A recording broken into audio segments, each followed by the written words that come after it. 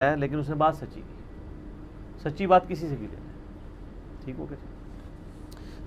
اگلا سوال ہے، کیا وضو میں کلی اور ناک میں پانی ڈالنا بھی فرض ہے؟ بس اس کو آخری سوال رکھیں کیونکہ میرے خیال آج مجلس بھی کافی لمبی ہو گئی ہے، پھر روزے کی حالت بھی ہے تو پھر اس کو پروسیڈ کرنا مشکل ہو جاتا ہے.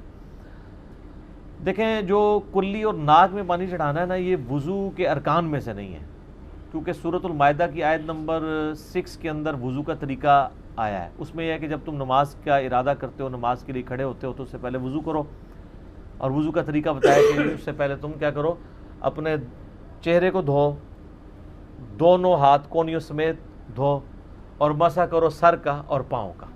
اب اس میں آگے اختلاف آ جاتا ہے، اور پاؤں کا جو ہے اس کی ضمیر اہل تشیع سر کی طرف لوٹاتے ہیں کہ جی پاؤں کا بھی مسح کرنا ہے، جبکہ اہل سنت جو ہیں وہ اس کی ضمیر لوٹاتے ہیں پچھلے دو کی طرف.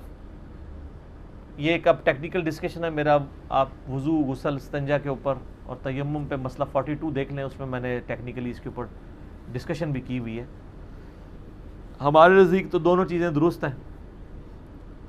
اکرمہ تابعی تھے عبداللہ ابن عباس کے شاگرد، وہ مطلقاً پاؤں کا مسح کیا کرتے تھے بشرطے کہ پاؤں پہلے دھلے ہوئے ہوں.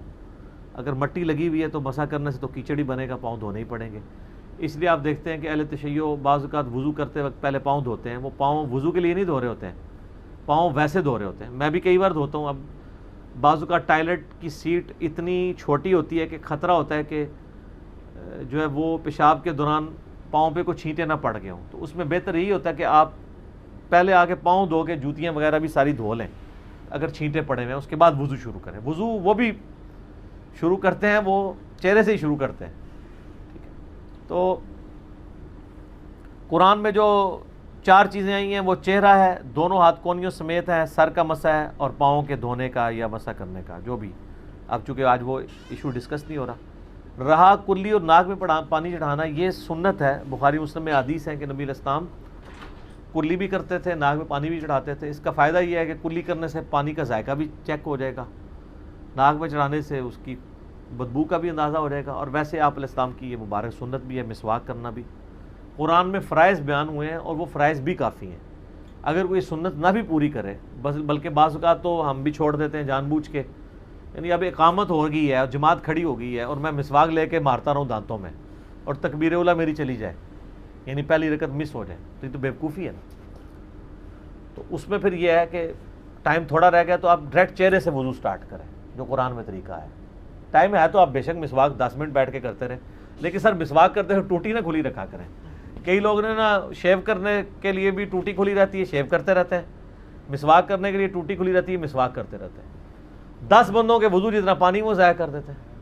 ٹھیک ہے نا. تو اس کا طریقہ کار یہی ہے کہ آپ ٹوٹی سے مسواک کو گیلا کر کے مسواک کریں، اس کے بعد مسواک کرنے کے دوران ٹوٹی کو بند رکھیں، پانی کم سے کم استعمال کریں. لیکن کام اتنا بھی نہ ہو کہ بھی وضو ہی نہ ہو، یہ چپڑنے والا کام بھی نہیں ہونا چاہیے. بعض آدھے گلاس سے وضو کر رہے ہوتے ہیں، کہتے ہیں نہیں اتنے سے کر لیے، وہ وضو نہیں ہوتا، دھونا ہے آپ نے. دھونے کی ڈیفینیشن پھر یہی ہے کہ پانی بہنا چاہیے. تو اسی طریقے سے بعض اوقات فجر کے وقت کسی کی لیٹ آنکھ کھلی ہے، آپ دیکھ رہے ہو 5 منٹ رہ گئے ہیں سورج نکلنے میں، اب مسواک تو نہیں وہ کرے گا، نہ سنتیں پڑے گا، وہ تیزی سے اپنا وضو کرے، چہرے سے شروع کرے. اور اگر اس کو یہ بھی خطرہ ہے کہ میں نے وضو کیا تو اس میں بھی میرا ٹائم ضائع ہوگا، تو فوراً مٹی والی کسی جگہ سے تیمم کر لیں اور نماز ادا کر لیں.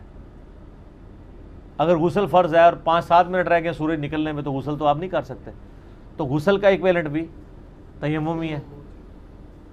اور تیمم وہی چہرے کا آپ نے مسح کرنا ہے اور دونوں ہاتھوں کا کونیوں سمیت کرنا ہے، اس میں پاؤں اور سر کا نہیں ہے، پورے جسم پہ بھی کچھ نہیں ملنا آپ نے. وضو کے اگینسٹ اور غسل کے اگینسٹ تیمم کا ایک ہی طریقہ ہے. مسئلہ 42 دیکھ لیں، میں نے ڈیٹیلز کے ساتھ اس کے احکامات بتائے، تو وہ آپ کریں، اللہ کا نام لے کے معاملات کو چلاتے رہیں. اور بعض اوقات جنازے کے لیے بھی لوگ چلے جاتے ہیں نا، وہاں جب پہنچتے ہیں نا تو 2 منٹ رہ جاتے ہیں، وضو کرتے کرتے نا وہ جنازہ ہی نکل جاتا ہے. اور پھر لوگوں کو یہ بھی نہیں پتا، جنازہ بھی ماشاءاللہ جنازے کے بعد دعا 10 منٹ کی ہوتی ہے، جنازہ 10 سیکنڈ کا ہوتا ہے. یہ پتہ نہیں کس نے ان کو پٹی پڑھا دی ہے. جنازہ آرام سے پڑھیں، دعا مانگیں، اس کے ساتھ بےایمانی تو نہ کریں میت کے ساتھ. ہوتا ہی ہے کہ وہ اگر آپ پہنچے اور 1 منٹ رہ گیا، آپ وضو کر کے جنازہ نہیں پکڑ سکتے. کوئی پکڑتا بھی ہے نا تو وہ دوسری یا تیسری تکبیر میں جا کے پکڑا اور وہ بھی سلام پھیر دیتا ہے امام کے ساتھ. تو یاد رکھیے، جس طرح عام نماز میں آپ کی رکعت چھوٹ جائے تو آپ نے چھوٹی ہوئی رکعتیں ادا کرنی ہوتی ہیں، ادھر بھی اگر آپ کی یعنی وہ تکبیرات چھوٹ گئی ہیں تو سلام پھیرنے کے بعد آپ جو رہی والی تکبیرات ہیں وہ ادا کریں، اس کے بعد پھر اپنا سلام پھیریں. ٹائم تھوڑا ہے تو آپ تیمم کر کے جو ہے نا وہ کر لیں، اور زیادہ تھوڑا ہے تو ایسے ہی پڑھ لیں، دکھلاوے کے لیے پڑھنا ہے. یہ میں فار جوک کہہ رہا ہوں. کئی جو لوگ ہیں وہ